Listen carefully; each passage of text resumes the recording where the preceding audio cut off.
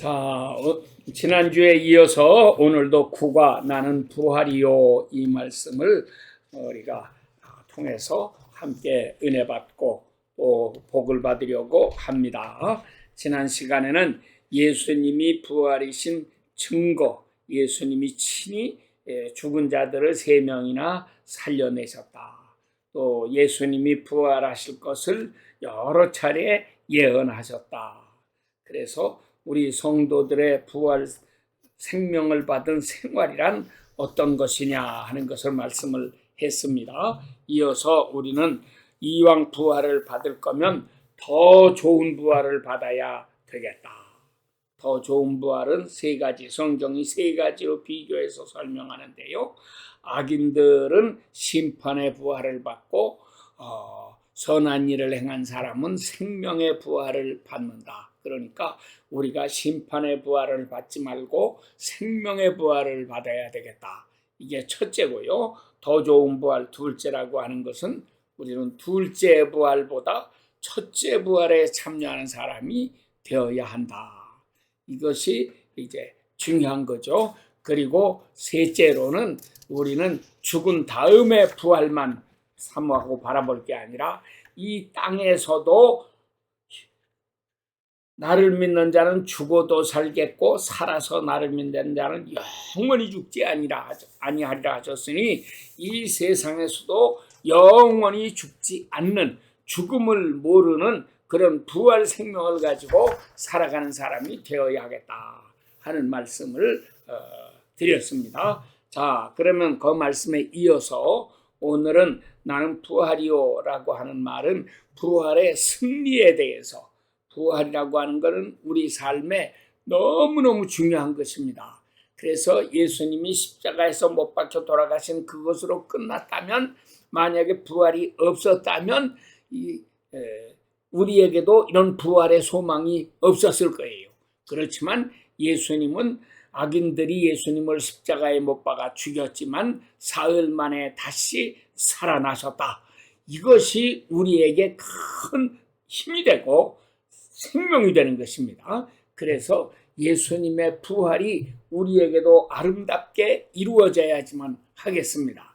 일반적으로 예수님의 부활을 설명할 때에 이 부활의 승리라고 하는 것은 무엇에 대한 승리냐 이렇게 말하는 거죠. 그래서 중요하게 3가지로 이야기합니다. 이 부활이라고 하는 것은 첫째, 마귀에게 이기신 것이다. 그래서 이 세상은 영적인 전쟁터입니다. 마귀와 그리스도와의 싸움입니다. 그런데 마귀에게 승리하신 것이다. 둘째로 이 부활이라고 하는 것은 사망으로부터 이기신 것이다. 그래서 사망을 없애버렸다. 그래서 믿는 자에게는 사망이라고 하는 것이 없습니다. 물론 육신은 죽어서 흙으로 돌아가지만 그러나 우리는 영원한 생명을 가지고 있기 때문에 그의 영은 살아서 하나님과 함께 저 천국의 낙원에 거하게 되고 나중에 영광스러운 부활을 받으면 천국에서 영원히 살게 되는 것이고, 이러한 부활의 승리는 사망에 대한 승리다 하는 것이죠. 셋째로 부활의 승리라고 하는 것은 죄에 대한 승리다 하는 것입니다. 그래서 하나님은 우리에게 이 3가지의 승리를 주십니다. 첫째, 마귀로부터 승리하신다. 둘째, 죽음으로부터 승리하게 하신다. 셋째, 죄의 권세를 이기고 죄로부터 승리하게 하신다 하는 것입니다. 그러면 마귀한테 승리하셨다는 게 무슨 얘기냐? 그래서 이것을 설명하려면 마귀란 놈은 어떤 놈인가 하는 것을 우리가 먼저 알아야 돼요. 예수님께서 마귀에 대해서 설명하시는데 요한복음 8장 44절에 예수님이 유대인들을 향하여 책망하실 때에 이렇게 말씀하셨어요. 너희는 너희 아비 마귀로부터 태어났기 때문에 너희 아비의 욕심을 채우려고 하는구나. 이렇게 말씀을 하셨습니다. 그러니까 마귀의 특징은 첫째가 욕심쟁이입니다. 그래서 만족을 모릅니다. 끝을 모릅니다. 그래서 우리가 재산을 가지고 있는 걸 봐도 재산을 억대 부자가 되면은 더 큰 재산을 가진 사람 되기 원하죠. 10억대, 100억대, 1000억대, 심지어는 조 단위대의 엄청난 부자가 되기를 원하지 않습니까? 자기가 가진 것에 만족할 줄을 몰라요. 예수님께서는 부자 청년에게도 너 가진 것을 다 팔아서 가난한 자들에게 나누어 줘라. 그러면 하늘로부터 하늘의 신령한 은혜, 이러한 하늘의 보물을 내가 받게 될 것이다 말씀했는데, 이 땅의 보물이 더 크게 보이고 하늘의 보물은 무엇인지를 모르니까 그 보물에 대해서는 이 청년이 개념이 없었거든요. 그러니까 결국 그는 슬픈 마음을 가지고 되돌아가고 말았던 것입니다. 그래서 이 세상에 욕심을 버려야 된다. 어떻게 욕심을 버릴 수 있어요? 그러니까 욕심을 버리는 거를 자꾸 세상에 있는 거를 움켜쥐려고 하지 말고, 오히려 세상에 있는 것은 생기면은, 예수님은 가난한 자들에게 나누어 주라 하셨는데 육신만 가난한 게 아니라 심령이 가난한 사람들, 은혜를 사모하여 갈급한 사람들, 하나님의 은혜를 사모하고 하나님 앞에 열심히 기도하는 사람들, 또 이 땅에서 예수님을 잘 섬김으로 말미암아 육신적으로도 가난해진 사람들, 또는 악한 세력에게 박해를 받고 있고 이렇게 고난을 당하고 있는 사람들, 이런 사람들에게 우리가 그 재물을 잘 쓸 수 있는 사람이 되어야 하는 것입니다. 그래서 하나님의 일을 흥왕하게 하는 이 역사를 이루어야지만 합니다. 그래서 욕심쟁이, 내 속에서 일어나는 욕심을 이겨야 된다 하는 거죠. 둘째는 마귀는 처음부터 살인한 자요, 이렇게 말씀을 하셨어요. 그러니까는 이 살인하려는 마음, 악한 마음, 남을 미워하고 시기 질투하고 죽이고 싶어하고 남을 짓밟아서 이기려고 하는 이런 못된 마음으로부터 우리가 승리해야 합니다. 그래서 부활신앙을 가진 사람은 자기 속에 있는 이 악한 마음을 이것과 싸워서 이기는 사람이 되는 것입니다. 여러분들이 그래서 이 마귀와의 싸움에서 이긴다. 그래서 첫째는 욕심을 다 버리고, 욕심이 생겨올 때에 이거를 깨뜨리고 나의 재물이나 나의 지식이나 나의 재능이나 이런 모든 것을 선한 일을 위해서 쓸 수 있는 사람이 되어야 하는 것이고, 둘째는 남을 시기하고 질투하고 미워하고 헐뜯고 죽이려고 하고 이 악한 계획을 세우고 이러는 것에서부터도 우리는 해방되어야 하는 것입니다. 이런 마음은 다시 다 마귀한테 주세요. 마귀로부터 왔으니까 이거는 내 놈이 다 가져가라 하고, 우리는 하나님 앞에서 하나님이 주시는 거룩한 진심을 가지고 살아가는 이런 사람들이 되어야 하는 것입니다. 셋째로 예수님은 설명하시기를, 저는 처음부터 살인한 자요, 그 다음에 이어서 말씀하죠. 그의 속에 진리가 없으므로 말할 때마다 거짓을 말하나니 이는 저가 거짓의 아비가 되었음이라, 이렇게 말씀하십니다. 그러니까는 뱀이란 놈은 거짓말을 가지고 하와를 찾아왔고, 하와와 아담은 그 말에 꼴딱 속아 넘어가서 결국 거짓의 종이 되어버리고 말았습니다. 거짓에게 속으면 거짓의 종이 됩니다. 우리가 이런 거짓말을 과감하게 물리칠 수 있어야 되는데, 거짓을 물리치려면 어떻게 해야 되느냐? 진리를 가져야 거짓을 이길 수 있어요. 그러나 사람들은 진리가 없기 때문에 교회에 잘 다니고 잘 믿는 척하니까 진리가 있는 것 같기는 한데, 실상은 그의 속에 진리가 없습니다. 왜 진리가 없느냐? 하나님의 말씀이 그의 속에 없기 때문에 진리가 없는 거예요. 이 마지막 때에 사람들은 옛날에는 성경책을 가지고 다니기도 했지만 이제는 성경책도 안 가지고 다닙니다. 스마트폰 속에 다 들어있는데 이거 가지고 다닐 필요가 뭐가 있겠어요? 그러니 성경책을 읽어보지도 않죠. 이렇게 되니까 잘 믿는 것 같아도 겉으로는 믿음이 좋은 것 같은데, 겉으로는 다 아는 것 같은데 실상은 아무것도 모르는 빈 깡통이 돼가지고 교회만 왔다 갔다 합니다. 빈 깡통이 되니까 소리만 요란합니다. 잘 믿는 척만 합니다. 그러나 진리가 그의 속에 없다고 하는 것을 깨달아야 됩니다. 진리가 없으면 누구든지 다 마귀의 거짓말에 속아 넘어가게 되어 있습니다. 여러분, 정말 이 마지막 때에 우리가 성경을 더 깊이 읽고요, 진리를 사모하는 사람이 되어야 합니다. 하나님 앞에 진리를 가르쳐 달라고 힘써서 기도해야 합니다. 부자 되는 것도 좋고, 병 고치는 것도 좋고, 세상에서 출세하는 것도 좋고, 우리 자식들이 공부 잘해가지고 1등하고 좋은 대학교 가고 이렇게 되는 거 다 물론 좋겠지만, 그런 모든 것보다 진리를 사모하는 사람을 하나님은 제일 귀하게 여기십니다. 그래서 꼭 진리를 사모하고 이 은혜 위에 굳게 서는 사람들이 되시기를 축원합니다. 자, 그래서 마귀로부터 이겨야 된다. 둘째는 사망으로부터 이겨야 된다. 사망한테 이기는 것이 대간절 뭐냐? 유명한 철학자 킬케고르라고 하는 사람이 있었죠. 이 사람이 19세기에 그 덴마크의 유명한 철학자였는데, 이 사람이 지은 책 가운데 사망에 이르는 병, 죽음에 이르는 병이라고 하는 유명한 책이 있죠. 그래서 그 책에서 결론적으로 얘기하는 거는 왜 사망에 이르게 되느냐. 이것이 가장 큰 병인데 이것은 바로 절망이다. 마귀란 놈은 우리에게 절망을 넣어준다. 그래서 잘 사는 나라일수록 오히려 자살하는 사람들이 많아지고요.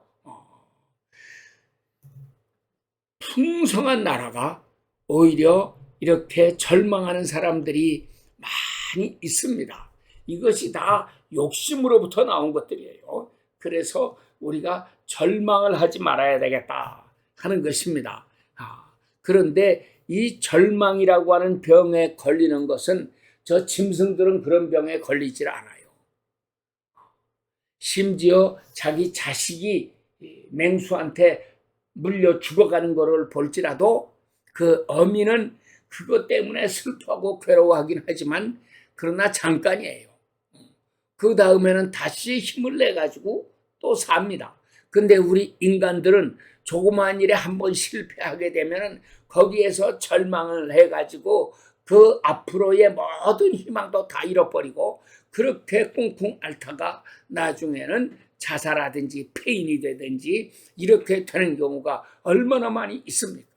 그래서 정말 우리가 이런 절망으로부터 벗어나는 그런 사람들이 되어야지만 하겠습니다. 짐승들에게는 그런 병이 없는데 왜 인간들이 이런 몹쓸 병을 앓고 있는 것인가? 그래서 절망이라고 하는 것은 곧 자기를 상실하는 것입니다.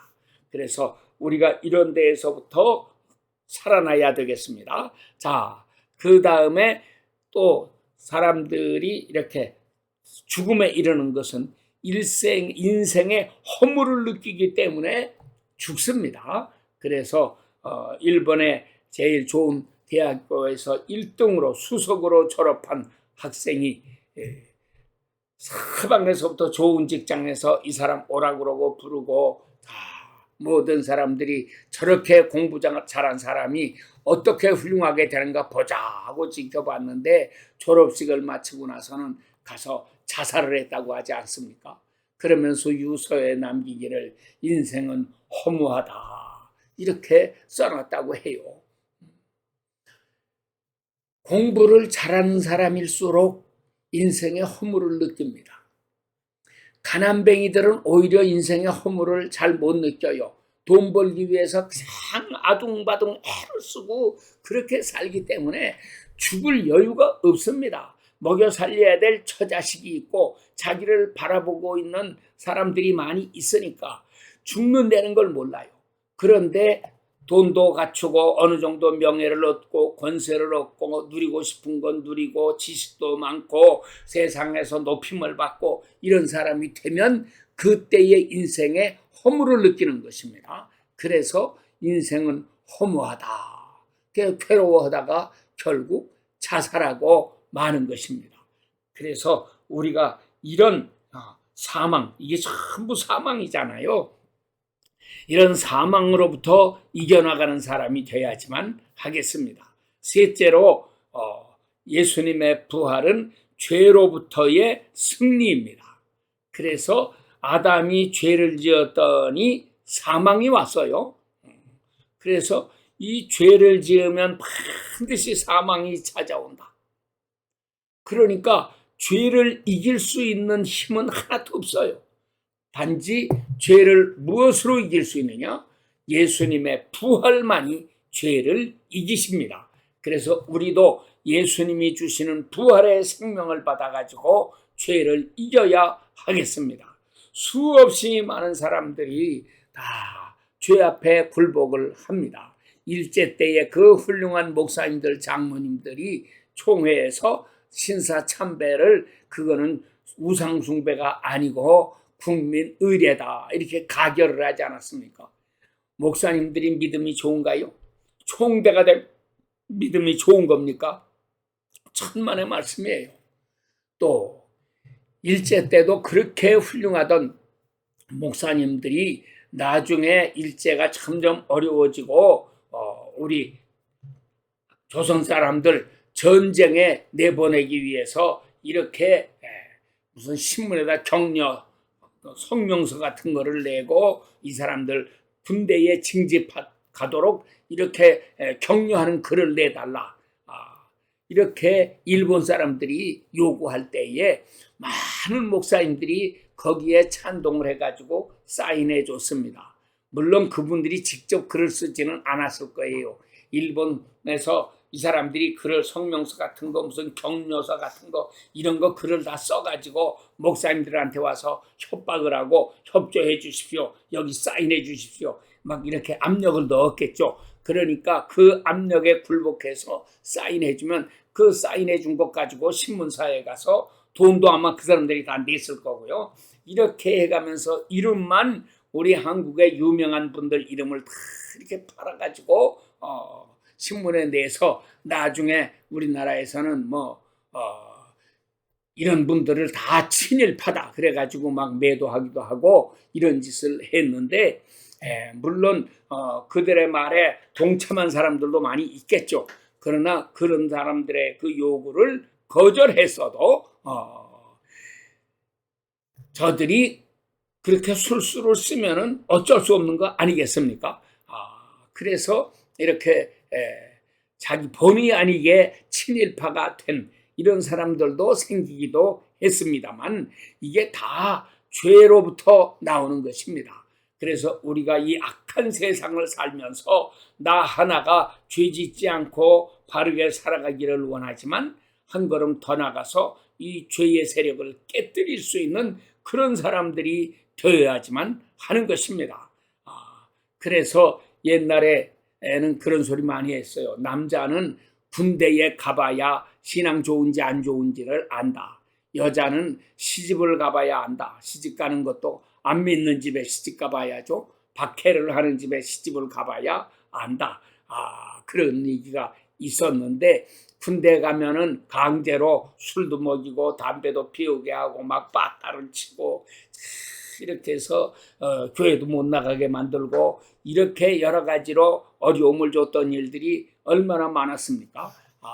그런데 그런 속에서도 꿋꿋하게 이겨나가는 신앙의 사람들이 되어야 한다.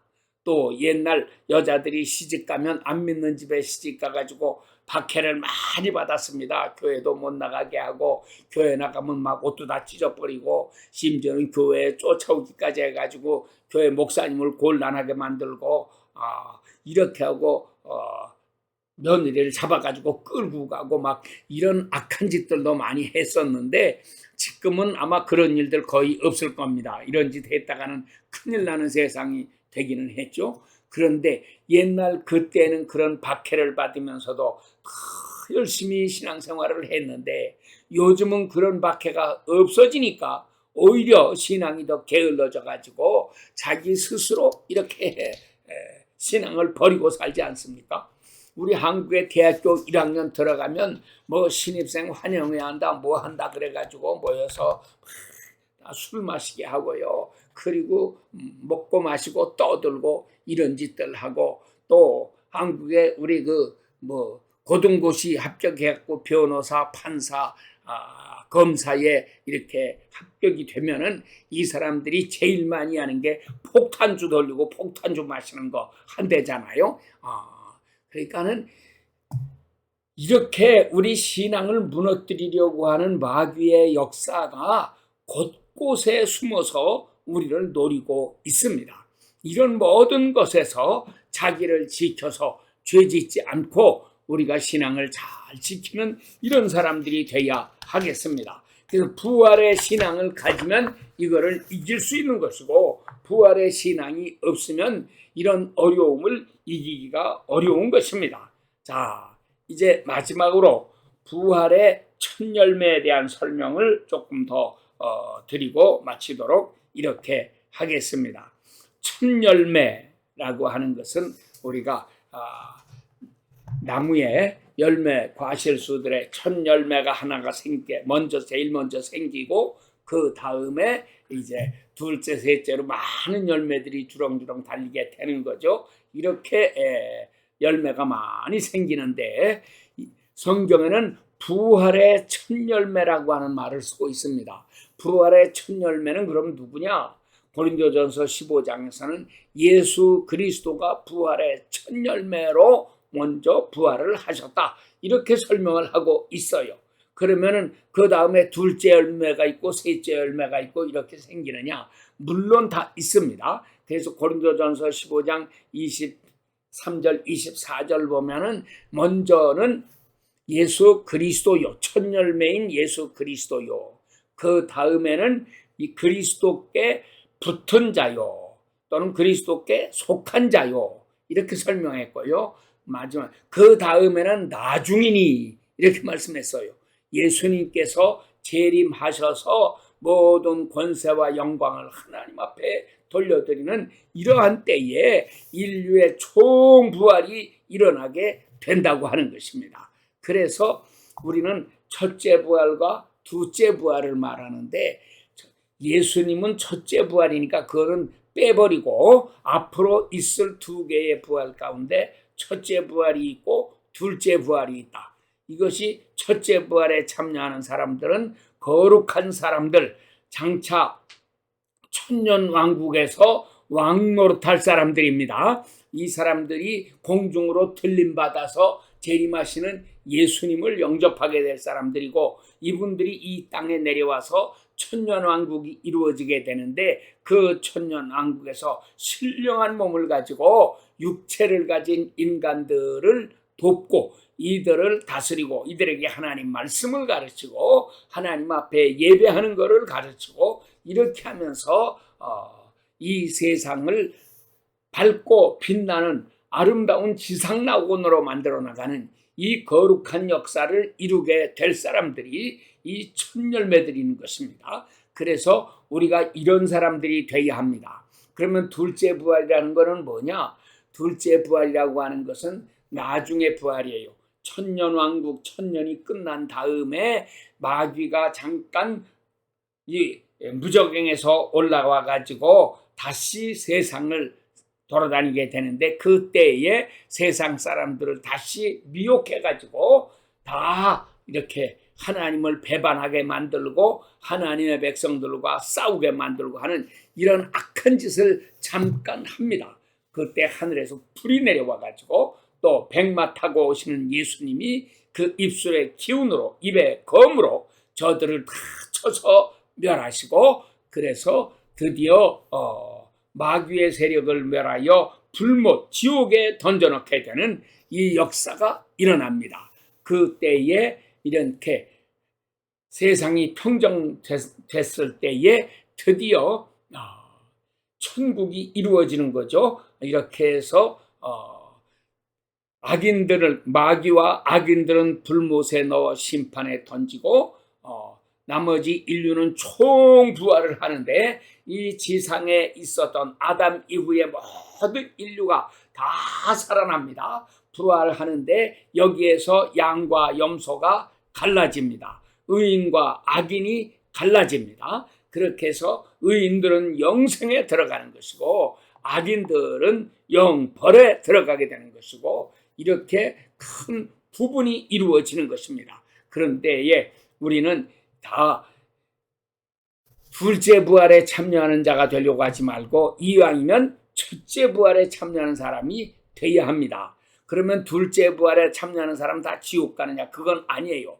거기에서도 아까 얘기했지만 양과 염소가 갈라집니다. 알곡과 쭉정이가 갈라집니다. 이렇게 의인과 악인이 갈라지기 때문에 다 지옥에 가는 것은 아니고 어떤 사람들은 그 둘째 부활은 악인들의 부활이라고 그러는데 그건 천만의 말씀입니다. 그건 성경을 몰라서 그런 소리를 하는 것이고 둘째 부활은 인류의 총부활 이렇게 해서 그 가운데에서 양과 염소가 갈라집니다. 의인과 악인이 갈라집니다. 영생에 들어갈 사람과 영벌에 들어갈 사람이 갈라지는 것입니다. 이렇게 해서 마지막 심판이 있게 되는데 우리는 이왕이면 둘째 부활에 참여해서 억지로라도 구원받으면 참 다행이고 즐거운 거지만은 이왕이면 그렇게 되기보다도 첫째 부활에 참여할 수 있는 사람이 되겠다는 목표를 가지고 하나님 앞에 간절히 기도하고 잠깐 더 사는 세상입니다. 거룩하게 살고 의롭게 살고 하나님의 능력으로 살아가고 성령의 인도하심을 따라서 살고 하나님을 영화롭게 하면서 살고 힘써 복음을 전해서 이 마지막 때에 이 세상에서 지옥으로 향하여 달려가는 수없이 많은 사람들 저 사람들 다 구원해낼 수 있는 거룩한 백성들이 되어야지만 하겠습니다. 여러분들이 다 이 큰 은혜의 자리에 동참하게 되고 복을 받으시게 되기를 축원합니다. 아멘. 기도하겠습니다. 하나님께서는